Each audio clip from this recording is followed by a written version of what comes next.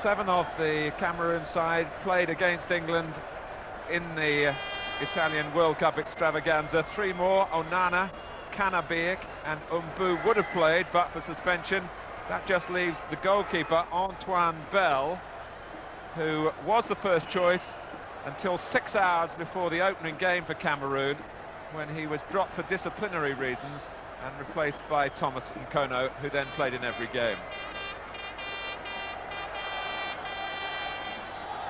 No Chris Waddle amongst the England 5 substitutes. And for Cameroon, as we've told you already, no Roger Miller, who has explained to us that it's not to do with money. You perhaps have read that he asked for a personal reward for playing in this game, which was understandably turned down by the Football Association. It's a deep ball from Stephen, and Bell claims it. Befitting a man who earns his living in the French First Division with Bordeaux, claimed it with real authority.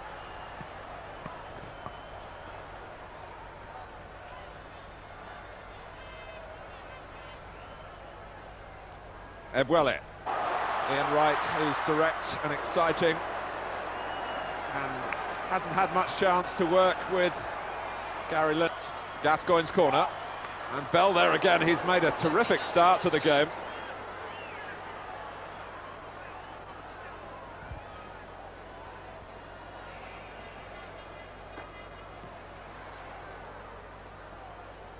Flicked by Oman Biek.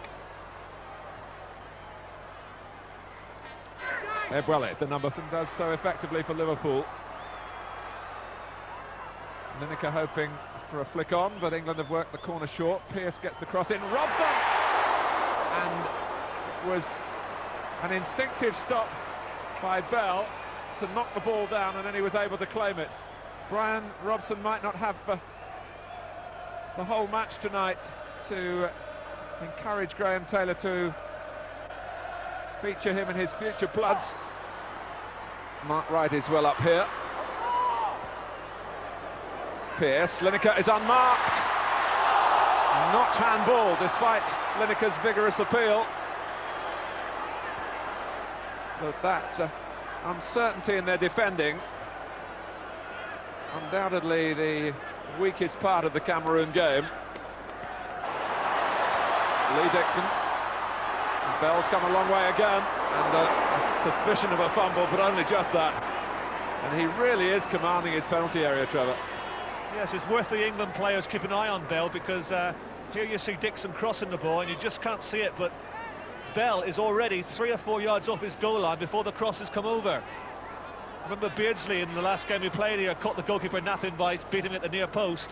And it's worth the England players keeping a little sharp eye out for this, because he is coming off his line too far. Well, the Bell style has been very much likened to Bruce Grobbelaar, and I think you've been able to see that already.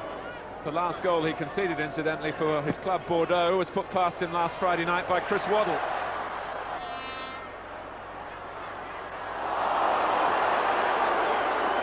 Well, it's Ian Wright on the receiving end this time from Onana.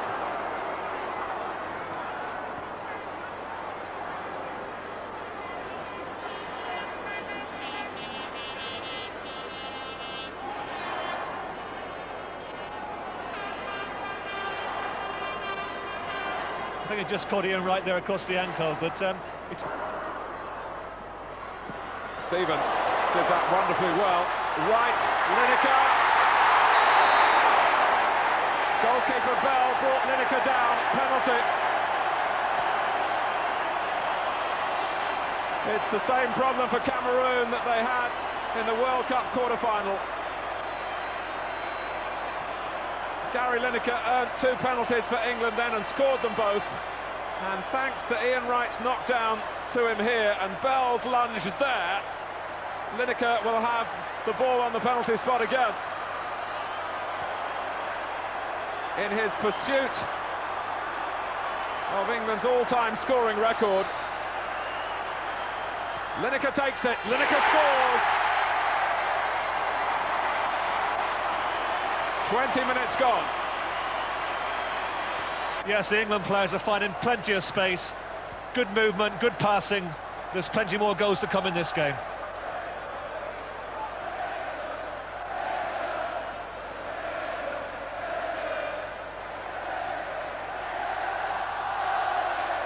Oh, and Bell had to get to that because it was veering in, one would have suspected, from the corner by Stuart Pearce.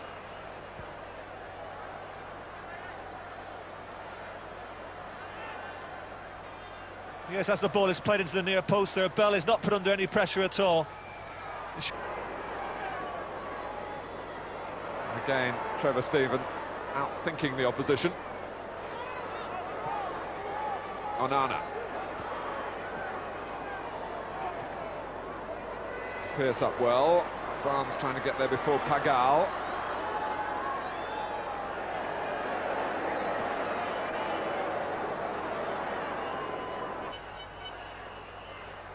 Tator. Steered out by Robson. Koundé taking a bit of a chance, but Cameroon need to do that, and Pagal, who's perhaps been one of the more active attack-minded players coming from midfield, was on the same wavelength as Koundé then, but had gone offside. That it fell a yard or two too close to the goalkeeper when he was in the clear.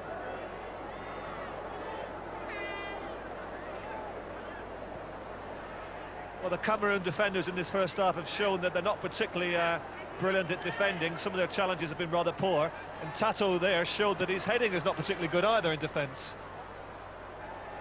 Oh, Des Walker miscuing in the air, Mark Wright having to hurry. Lee Dixon's got no direct danger here to deal with. And here comes Thomas Libby, who can play at the back or in midfield, and did start the game against England in Naples. He's recently moved to play in the Cameroon second division.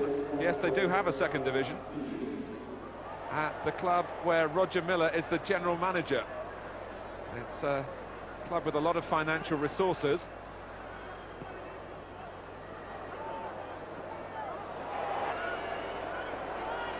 I agree with Laurie McMenemy's comments during the half-time interval about Paul Gascoigne.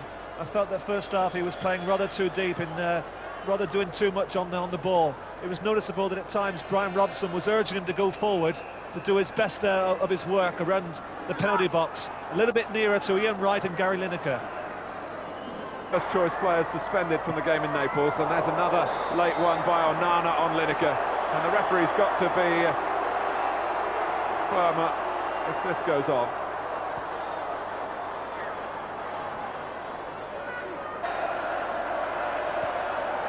Mark Wright, and Barnes got to it before Mark Wright.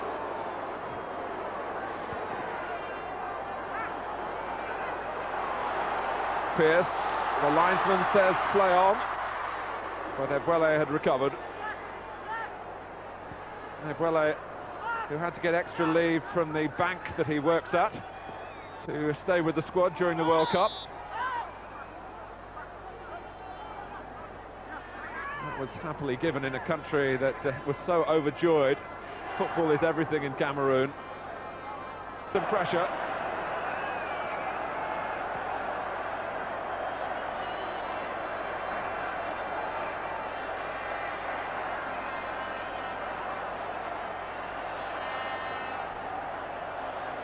Mark Wright makes his way into the goal area. Oh, it must be! And they look to Lineker again. Gary Lineker with that sixth sense. And don't Cameroon know all about him?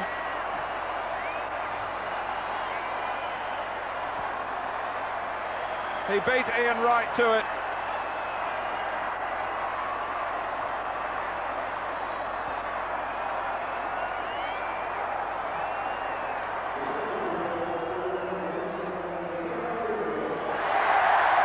Once again we see if the delivery is right from the corner, it's impossible to stop that near post flick on.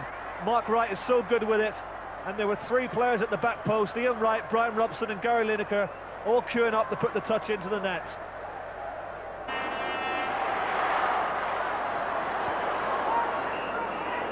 Well controlled by Koundé. McGowan a spot of trouble momentarily.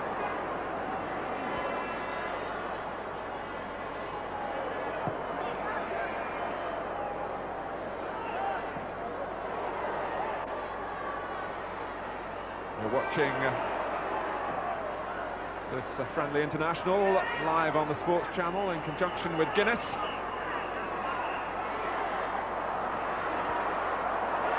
Here's Steve Hodge.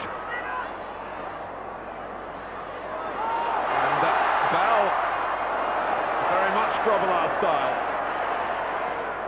And he had to come quickly then, there was confusion in front of him. Ian Wright was bearing down quickly. Well, considering just how cold it is tonight, I think the Cameroon must be complimented on how well they've stuck to their task. They haven't really threatened to score a goal, but they've never stopped trying. We spoke about how cold it is. I honestly believe that Eskimos will find it cold tonight. I can't remember a night such as this at Wembley. There was one back in '78 when we played Czechoslovakia here on a frost-bound surface.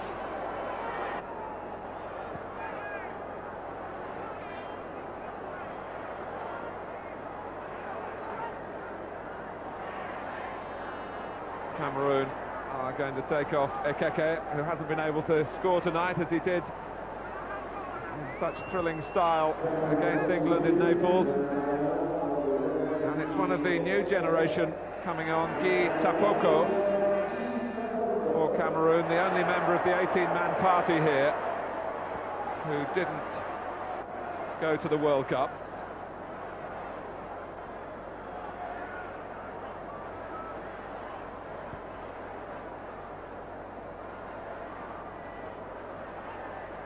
More to do here as Livy keeps his balance on the ball.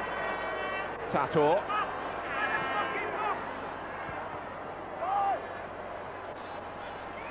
And Livy left it, he thought, to a teammate. That wasn't the case. Here's Ian Wright. Sixth.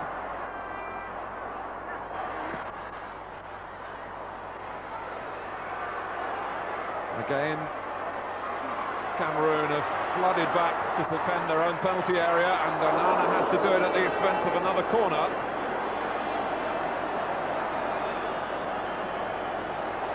And although we've spoken about the shortcomings in free play, Stuart Pearce is a good defender, and John Barnes must be advised at all times to get forward, because that's where he does his best work.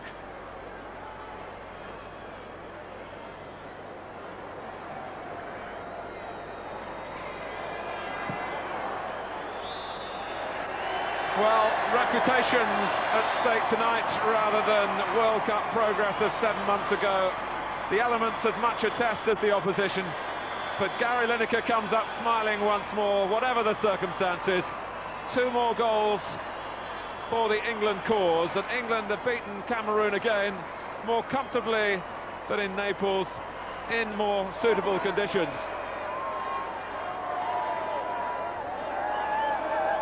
Cameroon have, I think, given the lie to those who thought that they were here for the money, that they would be something of a pushover. They certainly haven't been that.